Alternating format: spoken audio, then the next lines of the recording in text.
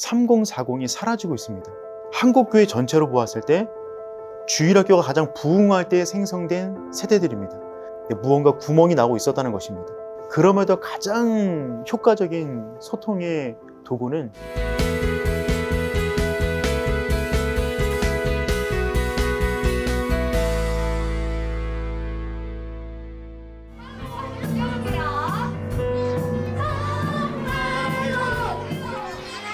이와 같은 질문에 대한 답이 말씀 맞아. 하나님의 말씀. 말씀하신 대로 그들을 쫓아내리다. 연기가 났었지. 연기 났었는데 우리 다쳤어. 아멘. 정답은 한락산과 달. 샬롬 꿈스의 웰컴 교실에 오신 것을 환영합니다. 또 비결이 있다고. 그것을 네, 저는 꿈 있는 미래라는 곳에서 사역하고 있는 주경호 목사입니다.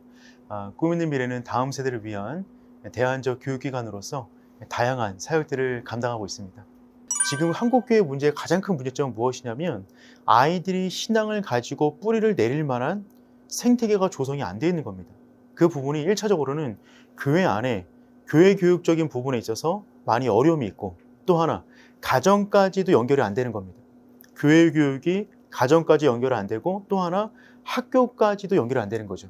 그러다 보니까 결국 아이들이 살아가는 가정, 교회, 학교라는 생태계의 변화를 이루지 않는 한 우리 아이들의 신앙 회복은 어렵겠다라고 생각이 들어져서 생태계의 회복에 대해서 많이 강조하고 있습니다.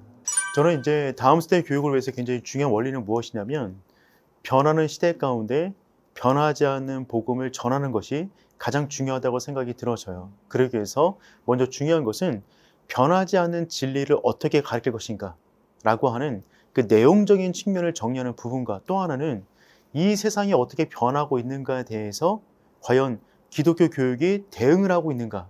그래서 아이들이 살아가는 그 현장 가운데 과연 이 말씀으로 뿌리를 낼 수 있을 것인가, 어떻게 하면 그것을 도울 수 있을 것인가 라고 하는 대안적 교육이 필요하지 않은가 라고 생각이 들어집니다. 근데 그러기 위해서 꿈미가 진행하고 있는 방법은 무엇이냐면 저희는 원포인트 통합 교육을 진행하고 있어요. 원포인트 통합 교육을 했을 때 첫 번째는 그 통합에서 첫 번째는 전 세대를 하나로 엮는 것입니다. 저는 다음 세대 교육의 문제가 다음 세대에만의 책임이 있다고 생각하지 않습니다. 기성세대에게 책임이 있는 것이죠. 그렇다면 전 세대가 다음 세대 교육을 위해서 헌신해야 된다. 그래서 세대 간의 통합, 또 하나의 통합은 무엇이냐면 아까도 말했듯이 가정과 교회와 학교, 공간의 통합입니다. 교회가 적어도 우리가 아이들에게 믿음으로 살아 라고 말을 할 때 적어도 교회에서는, 가정에서는, 학교에서는 어떻게 믿음으로 살 수 있는지에 대한 대안을 가르쳐 줘야 된다라고 생각이 들어져서 원포인트 통합교육이라고 그러면 첫 번째는 가르치는 커리큘럼, 내용상의 통합, 또 하나는 아이들이 살아가는 이 공간과 생태계 통합, 이 두 가지 부분의 통합을 좀 강조하고 있습니다. 다음 세대 사역을 하는 모든 사람은 다 동의하실 거예요. 다음 세대 사역이 한국교회 건데 다음 세대 사역이 모든 교회마다 다음 세대 사역을 강조하고 있고 그 중요성을 모르지는 않으나 어려운 부분이 어떤 부분에서 어렵냐면 사역자 입장에서 첫 번째는 교회에서 구호는 있는데 대안이 없습니다. 그러니까 총론은 있는데 강론이 없어요. 그러다 보니까 살려된다라고는 구호는 있으나 그것에 대한 대안이 없는 거예요. 그런데 다음 세대 사역자의 입장으로 놓고 생각해 본다 그러면 그들에는 어떤 문제가 있냐면 다음 세대 부서를 맡고 있는 대부분의 교회 사역자들은 이제 갓 신학교를 들어가신 분이에요. 그러니까 이분들은 아직 신학적인 전체 교육을 받으시지 않으셨습니다. 그런데 거의 들어가자마자 전 부서의 정권을 맡겨주거든요.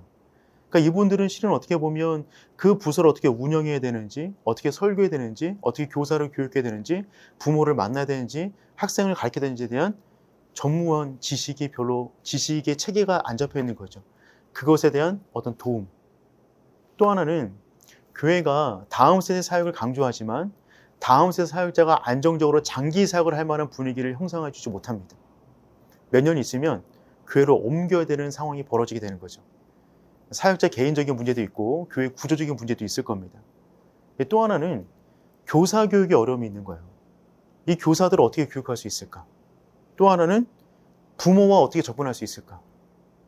또 하나는 이 학생들을 어떻게 실제적으로 설교하며 지도하며 상담하며 가르칠 것인가? 이에 대한 어려움이 이 다음 세대 사역자 안을 가운데 많이들 있습니다. 저 역시 이제 그런 문제들이 많이 있었고요. 그러면서 꿈미에서 또 하나 진행하고자 싶은 것은 무엇이냐면 다음 세대 사역자를 지원하는, 그분들을 교육하는, 그분들과 함께하는 연계 과정이 필요하겠다라는 생각을 좀 가지고 있고, 그런 부분에도 저희가 함께하고 있습니다.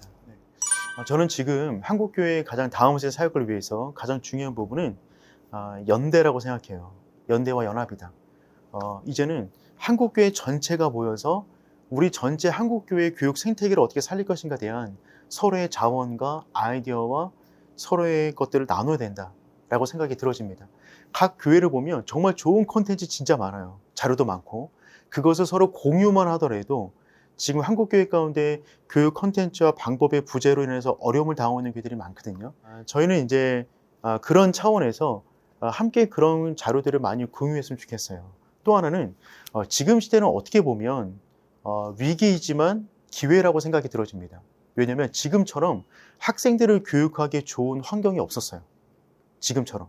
물론 우리가 팬데믹 때문에 이 대면적인 부분이 많이 제한이 있긴 하지만 반대로 생각하면 온라인 교육을 할 수 있는 장이 활짝 열렸습니다. 저는 이것은 기회라고 생각이 되어집니다. 단 준비되어 있는 교회에게는 기회일 거예요. 그런 의미에서 우리가 함께 이 부분을 준비해 나간다면 얼마든지 아이들을 온라인 속에서 또는 오프라인 속에서 아이들과 만나서 교육할 수 있는 좋은 환경이 열리지 않았는가라고 생각이 들어져요. 근데 그런 면에 있어서 저는 이 다음 세대 사역을 하면서 항상 고민이 무엇이었냐면 주중 교육이었습니다.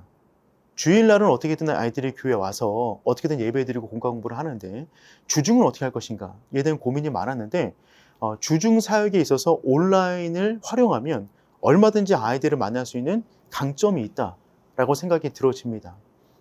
예를 들면 지금 학령기를 보내고 있는 대부분의 아이들은 알파 세대 아이들입니다. 2010년도 이후에서 2024년도까지 살아가는 아이들, 알파 세대 아이들은 아이패드의 탄생과 함께 탄생한 2010년도. 이 아이들은 그냥 디지털 원주민들이잖아요. 이 아이들에게서 온라인적 환경은 제가 볼 때 거의 차선이 아니라 우선이라고 생각이 들어집니다. 실제로 아이들을 만나볼 때 카톡을 주고받고 온라인 속에서 만날 때 더욱더 친근감을 많이 느낍니다. 그런 의미에서 저희가 주중사역의 대안으로서 온라인을 활용할 수만 있다면 굉장히 큰 효과를 볼 수 있겠다라고 생각이 들어지고요. 온라인의 목적은 분명해야 됩니다.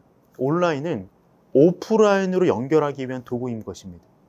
그러니까 오프라인을 감소시켜서 온라인을 강화하자는 얘기가 아니라 대면을 강조하기 위한 온라인적 사역의 방향성을 잡고만 간다면 우리가 온라인, 오프라인과 온라인을 활용해서 아이들을 교육할 수 있는 최적의 환경이다라고 생각이 들어집니다. 지금 시대의 가장 중요한 그 세대, 지금 이제 교회마다 세대 간의 차이가 많이 논란이 되고 있는데 지금 시대의 가장 중요한 세대라고 그러면 3040이 아닐까라고 생각이 들어집니다. 왜냐하면 교회마다 지금 특별히 팬데믹 이후에 3040이 사라지고 있습니다. 지금 교회가 계속해서 고령화 현상이 나타나고 있는데 특별히 가장 많이 빠지는 층이 3040이에요. 그런데 생각해보면 3040이 밀레니얼 세대잖아요. 이 3040 세대가 어떤 세대냐면 한국교회 전체로 보았을 때 주일학교가 가장 부흥할 때 생성된 세대들입니다. 그 세대가 한국교회 주일학교가 부흥할 때 가장 그 부흥을 온몸으로 경험한 세대거든요. 가장 뜨거웠던 다음 세대 사역. 그런데 그들이 그 뜨거운 다음 세대의 사역을 겪어왔는데 결혼하고 나서 사라지고 있어요. 무언가 구멍이 나고 있었다는 것입니다. 그래서 저는 이 3040을 살리는 것이 결국 다음 세대를 살리는 것이다 라고 생각이 들어지고 그들이 부모로서 살아가는 데 있어서 부모의 정체성을 깨우는데 기독교 교육이 교회가 그들을 도와야 된다라고 생각이 들어져요. 지금 3040이 사회적으로도 보면 살아가기 참 힘든 세대입니다. 더군다나 믿음을 지키고 살기에 참 어려운 세대이고 자녀를 키우는 부모 세대이기 때문에 영적으로도 많이 힘든 세대들이죠.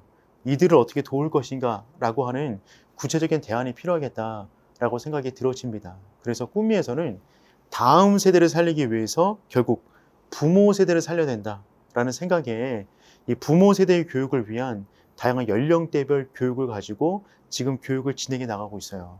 3040을 포함한 모든 부모들 가운데 저는 이제 거듭남이 필요하겠다라는 생각을 해요. 그러니까 부모로서 두 번의 거듭남이 있어야 된다. 첫 번째는 예수 믿어서 복음 안에 거듭나는 거죠. 거듭남. 두 번째는 뭐냐면 교육관이 변화돼야 됩니다. 예를 들어서 이분이 예수님을 잘 믿는데, 부모님인데 예수님을 잘 믿는데 교육관이 변화가 안 됐으면 세상 방법을 가르칩니다. 여전히 대학이 우선이고 학력이 우선인 거죠.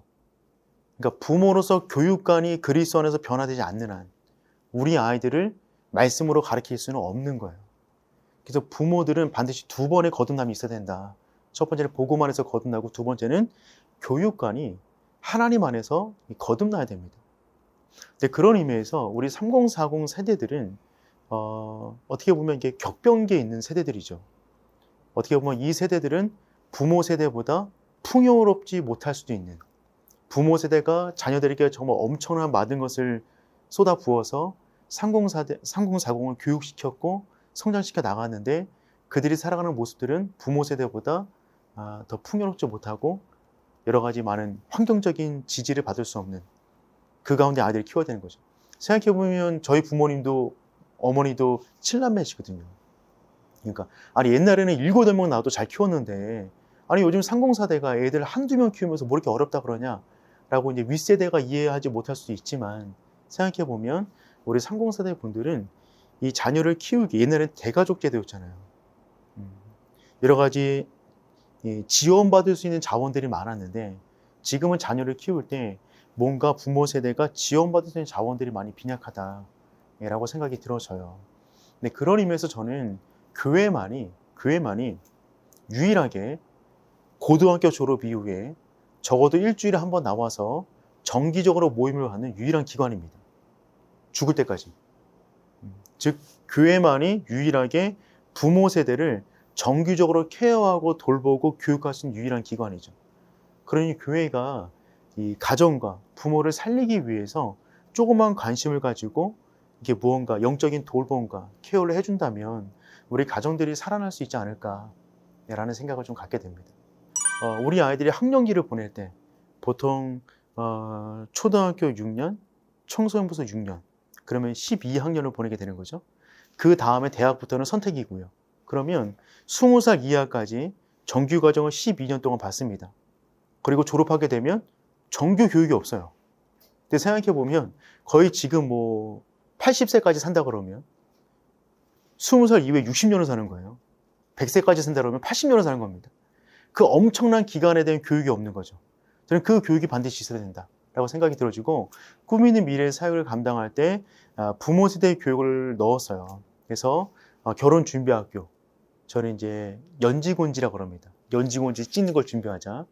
부모 그리고 신혼부부학교 참깨교실, 깨소금 나는 공동체를 만들자. 그래서 결혼 7년 이하 부모들을 위한 교육, 그리고 엄마를 위한 꿈맘스쿨, 아빠를 위한 아빠 울타리 학교, 그리고 부부의 행복학교, 그리고 부부 상담 아카데미, 그리고 죽음 학교인 천국여행 가이드라는 것을 둬가지고 부모 연령대별 교육을 진행하고 있어요.